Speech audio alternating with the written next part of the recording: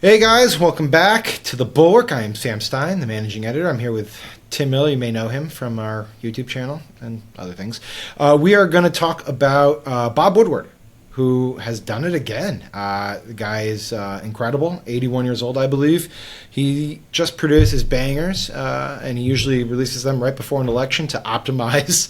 I will say, he's so good at optimizing press around his books. He's a little messy. Really well. He's a little messy, and he loves drama. Like if he was a character on a Bravo show, like he would be the one that likes the drama. And I love that for him.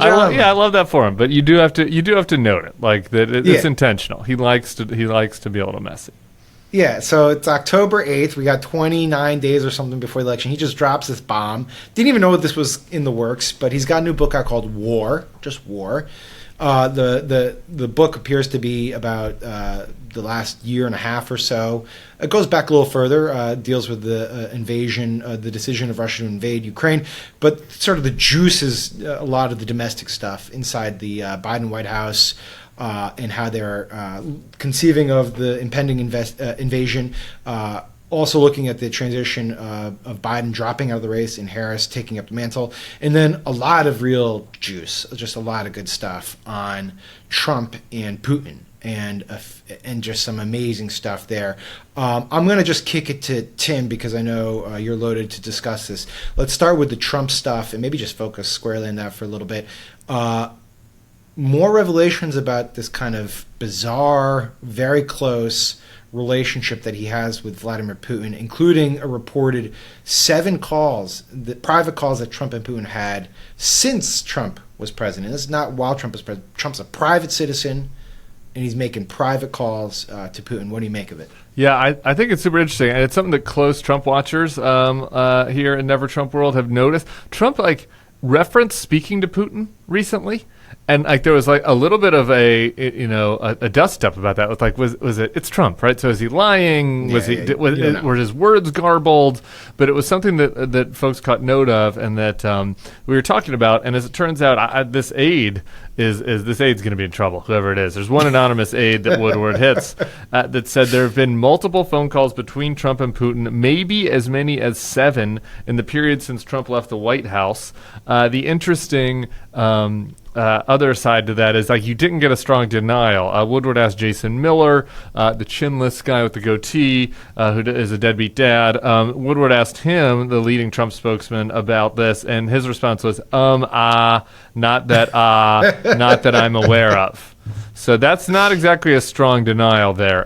Then interestingly, Woodward asks the Biden director of national intelligence because I just assume that we have some intelligence on Vladimir Putin's phone calls and phone records, and ask them if they have any evidence that Putin's been calling Trump, and they would not comment on that, but notably didn't comment on it in a way that made you kind of feel like they knew something. So I'm just reading between the lines. It seems like Trump is definitely talking to him, which is extremely alarming. It's extremely alarming in the context of everything that's happening in Ukraine and that meeting he had with Zelensky. I did the video on a couple of days ago where Trump is basically like, my friend Putin, and Zelensky's like, what are you talking about, your friend Putin? You know what I mean? We are allies here. And so I think that it's alarming for that. It's alarming for the reasons of what could be more meddling in the election this time around. Putin clearly not above that. And then to show the extent of their relationship, the other interesting reveal was the COVID material. Right. Yeah, so the reveal on that is that in the height of the pandemic, right when it starts, the U.S. is just struggling, like every nation, really, to procure and manufacture tests for COVID. Yep. And as we're doing this, Donald Trump, according to this book, talks to Putin and decides to send him a shipment of Abbott tests, like the premier tests. Putin is like, thank you, but don't tell anybody.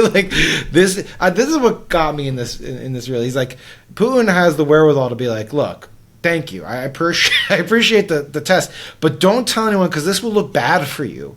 And Trump's like, I don't care. But Putin's like, I don't really care either. And so he sends him the stuff, which look, I know we're removed from COVID and the pandemonium around it and the abject fear about it. But had this come out in the time Like, it would have been a unbelievable cataclysmic political scandal to ship badly needed tests when Americans were dying, hoping to get their hands on tests, to ship them to Vladimir Putin is the type of thing that, like, is the type of thing that you're like, that can't actually be real. Like, it almost doesn't process. I mean, just think about the scale. It's like there's one that jumps to mind. There was a Democrat running for Senate, Alex Lasry, in Wisconsin. And he used some, like, inside sources, I guess, or access to go get a test at a time in the state of Wisconsin when tests were only really being given to, like, senior homes and, like, high-risk people. And he went and got a test. Massive scandal for him. Massive scandal, like, just to get a test for himself and his wife, right? So it's like, it would have been a huge scandal on its own if it was just, like, Trump was hoarding tests for Ivanka. And giving them to John Jr. Yeah, or a couple of his buddies at the Mar-a-Lago Club. That would have been a scandal. We know it was a scandal because it was for other politicians. So layer on top of that, it's not like he was giving it to his wife. He was giving it to Putin. Well, maybe Trump is the wife in this case. I don't know. But he's giving it to Putin, like our enemy. As Mitt Romney said, our greatest geopolitical foe. That is madness that he was doing that. A couple of the layers on this. For a second, imagine you're the government official who's tasked in that moment to make the shipment. You'd be like, wait a second, hold on. The Kremlin, you sure? Not Kremlin, Ohio? Like, what are we talking about here? And how do I do this? UPS? Is there a care of Vladimir, or is there like an assistant? How do I address this one? So the other layer is this, I also think, I mean, in the Woodward story kind of downplays it, makes it seem like Vladimir's playing it cool, but like Vladimir is an extreme hypochondriac. And like isolated himself. Like, you remember the photos of him during COVID? Oh yeah, no, at those huge tables where he would be like on one side and like 100 yards away. He was manipulating videos, and like it looked like people were with him, but they really weren't, because it was like he was clearly like completely petrified about getting COVID. Yeah, and dying. Yeah, so he is a huge hypochondriac. So in addition to that, it's like it was a real favor, right? You know, because Vladimir is like, he's like, our Russian shit sucks. Like, I want the good stuff, you know, the Americans. So Trump is giving it to him. So it's a real favor to somebody like that. And then again, as you mentioned, to have the wherewithal to be like, this could be bad for you. There's a subtext to that. Not only is that wherewithal that Putin had that Trump didn't, just political sense, but also it demonstrates Putin was worried about Trump. Putin wanted Trump to win. Again, we know this, right? But like, just every little additional piece of evidence, it's like, Putin actively wanted Trump to win against Biden, and you know, it's pretty clear that him and Kamala aren't having private calls. So I don't think there's any reason to doubt that he doesn't actively want Trump to win again. No. Hey Tim, I got to break the fourth wall here for a second. Okay. This literally just happened. As you and I are talking, my mom texted me with the New York Times write-up of the Bob Woodward book. Mm-hmm. With the headline, Trump secretly stayed in touch with Putin after leaving office. And the text literally says, quote, is Tim talking about this? Yeah, we're talking about it right now on the YouTube page. Unfortunately, the story broke after the podcast with Tim Snyder. Would have been a wonderful podcast with Tim Snyder topic, because he is an expert. But everybody should check out that video. He's an expert on authoritarianism and on Europe. But for Tim Snyder, it didn't really. For people who are schooled in this and steeped in this, you don't really need additional evidence that Trump is in Putin's pocket. That's the thing. Yeah. Okay. So this is the thing. It's like, if you're Trump, you know that this is like hanging over you, right? You've had 4 years of what you say is, the phony Russia investigation. Not wrong. Trump not relitigating that. But you've had 4 years of this. You know that it's like the most persistent criticism facing you. Like, a normal human being would be like, I need to go above and beyond to show that I'm not, indebted to this guy or allied with this individual. Like, this is a problem. I need to fix it. Yeah. Or an asset as a guy. And yet every time and again, he does things like this that just raise additional questions about what the actual relationship is between these two individuals. And the other thing I just want to throw to you, take that one, and then the second thing I want to talk to you about is that last night on the 60 Minutes interview that Kamala Harris did, she was asked about how do you end the war in Ukraine? Would you have a discussion directly with Vladimir Putin about ending the war? And she responded, this is not a bilateral discussion. Ukraine has to be at the table to discuss its own sovereignty, which is completely obvious to anyone involved in this. It makes total sense. Like, who are we to carve up Ukraine's sovereignty, right? But people treated that as like some sort of like weird admission on her part. Like, no, that's the logical thing. It's abnormal for Trump to be like, no, I will sit down with Putin to discuss how much of Ukraine will Russia take. So those two things. Those. Trump is on the second one, and we get into this big time with Tim Snyder today, so everyone should watch that. But Trump's perverted the way people think about this, right?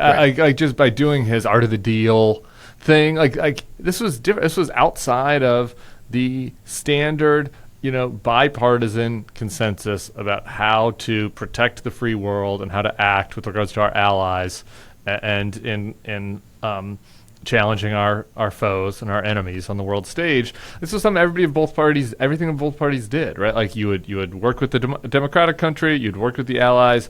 At times, if you would have to have a summit, get Camp David, right? You could bring an adversary there and have negotiations with everybody around the table. But like it wasn't this one-off it's like we're doing a real estate deal and I can just call somebody up and be like, hey, if you cut 10% off the top, I'll give you an extra suite in the complex, right? Like nobody did. Throwing a few Abbott tests for your code. Yeah, right. So there were differences in foreign policy and how exactly to conduct it and what priorities and all that between the two parties. But like the process of working with allies and democratic allies first was something that united the parties until Trump came along. So it is different. And the only other thing I'll add to you on how Trump's actions, I guess I will quibble with one word you used. Trump's actions continue to raise questions about the relationship with Putin. Everything does is it just continues to provide additional evidence for those of us who from day one have said that at some level Trump is allied with the interests of Putin. Obviously, maybe the questions come in as far as how coordinated is that? How intentional is it? How much do they discuss it? Like what exactly, is there a quid pro quo? Like there are still things that we don't know. But like from the moment that Trump said, Russia, please hack Hillary's emails, like it has been clear that he acted in a way that no other politician of either party would have acted in the previous half century. Let's slightly shift here because I just want to get your experience as someone in the comms field. Have you ever had to deal with the Woodward book? Yes, but like not at the highest level because all my candidates lost. But I've had candidates who have been bit players in Woodward books. Yes. Yeah. So the Woodward mythology is that he basically turns people against each other. Sources. He says, "I got this from this person. You should probably give me something or else you're going to get burned here." Yeah. And then he kind of builds and builds and builds until he gets something akin to a critical mass. And in this case, he's got incredible stuff on Biden, on Harris, on Trump, obviously. And it's remarkable to see this guy continue to do it at this level that he has. I will say Trump did respond eventually to this. He put out a statement that, I'll read it, part of it. Quote, "Woodward is an angry little man and is clearly," this is from Stephen Chung, the comms director, "Woodward is an angry little man and is clearly upset because President Trump is successfully suing him because of the unauthorized publishing of recordings he made previously. President Trump gave him absolutely no access for this trash book that either belongs in the bargain bin of the fiction section of a discount bookstore or used as toilet tissue." He goes on from there. I don't know if I would have responded that way, honestly. But Stephen Chung is a big angry man, so it's interesting that he chose the size there because they both are angry. They have that in common, but Stephen Chung is much larger. So I don't know if it was like that was like a threat. But no, that's not. Look, Trump always just responds to all this stuff differently. They're petulant. They're children. Again, and it is outside of kind of how a rational, normal political comms operation would have acted. I don't. At this point, like all this stuff is just for the base, right? It's performative and it's just for the home team because they're not convincing anybody with it anymore. That is. Well, do you think? Then let's leave it on this. It's like these revelations. There's so many of them. Like, and to a degree, it's like, what do we not? We know this stuff already, right? So does it matter? I mean, it matters to you and me and people. Yeah. Well, I mean, substantively, it matters. I do look. I do think so politically. Obviously, we're hyper focused on a very small slice of the electorate here, especially the Bulwark. There's the particular group that we're focused on is these kind of middle to high income former Republicans or Republican types that don't like Trump. And this is the type of issue that they care about, right? Like, I mean, if you like kind of look at the type of person that is the gettable for Kamala, that Liz Cheney is trying to speak to when she's out on the campaign trail for Kamala, like the type of person that Liz Cheney is trying to get to is someone that has already ruled out Trump. They don't like him, and they're trying to see if they can get there for Kamala. And the issues that matter to them regarding Trump are democracy, our foreign policy, etc. Yeah. Are we talking about a huge number of people? No, but can it be an important group if we end up with a really close election in Pennsylvania? Absolutely. Yeah. All right, man. This was great. Appreciate you. We'll see you soon. Do we want to tease that you have Woodward on as a guest? Hi, Mom. Yeah, sure. We have 2 announcements, actually. Okay, I've got Woodward on as a guest next Thursday's pod, so make sure to subscribe to the feed if you haven't. Send to your friends. And Sam's tweet about the book was liked by Bob Woodward. I tweet. Woodward's all over us. This is the most important part of the show here. I just put out a tweet that like Trump, highlighting that statement from Stephen Chung, saying Trump is taking the Woodward book well, which he clearly is not. And lo and behold, a weird like comes in from the ether, and it's Bob Woodward liking my tweet. So I think Woodward's on top of this stuff. I'm curious to see what he reveals on your podcast too. I'm sure there's some additional stuff. I hope there'll be more. Hello, Bob Woodward. Hello, Sam's mom. Thank you for watching. Yeah, Mom. I just want to be clear. We had already recorded when you sent the text, but I'm glad that you're in the Bulwark DNA now. It's been very quick adaptation. So, all right, Tim. I'll talk to you later, buddy. And everyone, please subscribe to our YouTube page. Thank you.